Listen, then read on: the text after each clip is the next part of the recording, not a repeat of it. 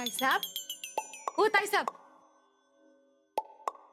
हे असं म्हशीसारखं झोपल्यावर कसं होणार? ताईसाहेब, हो ताईसाहेब,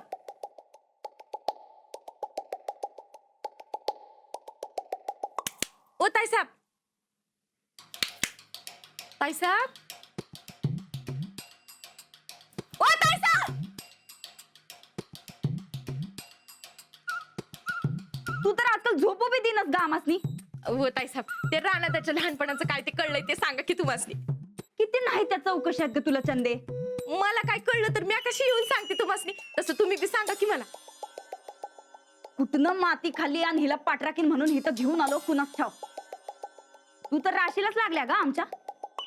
अव ताईसाहेब, राशीला तुमच्या म्या नाही, रानादाचं बालपण लागणार आहे. बरं ते जाऊ दे, गप सांगा की काय कळलंय ते.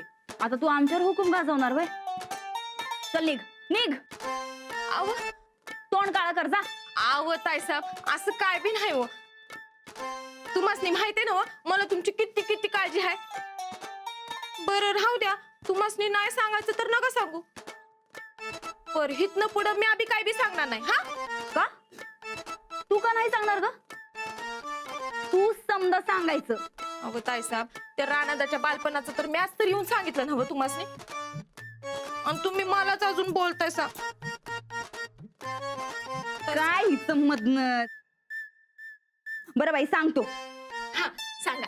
उठ, उठून ऐकायचं. अगं त्या ठोकळ्याला लहानपणी असा काही चटका बसलाय का नाही की काय विचारायची सोयच नाही बघ. तरी बी सांगा की. म्हणजे कसं आहे, शाळेचं लई मोठं भ्या बसलंय बघ त्याच्या मनात. शाळेमुळं आपली आई गेली असं त्याला वाटायलंय. आणि या मास्तरडीनं नेमकं जुनं मडं उकरून काढलंय. तू बघ गच्चंदे, हे शाळेचं प्रकरण आपल्याला लई चांगलं पडणार आहे. पर ते कसं काय? अगं आपण शाळा शिकलो नाही म्हणून आपली आई गेली असं त्या खुळ्याला वाटायलंय. आणि मास्तरडीनं जखमावरची जुनी खपली उकरून काढली आहे. आता तू बघ त्या दोघांमध्ये धुमशान भांडण होतंय का नाही. पर ते नाही ताईसाहेब, शाळेमुळं आई गेली हे असं कसं वाटलं रानादासनी? आता वाटलं ते खुळ आहे माहिती आहे हवं. आणि त्याची आई गेल्यापासनं शाळेचा आणि त्याचा 36चा आकडा आहे.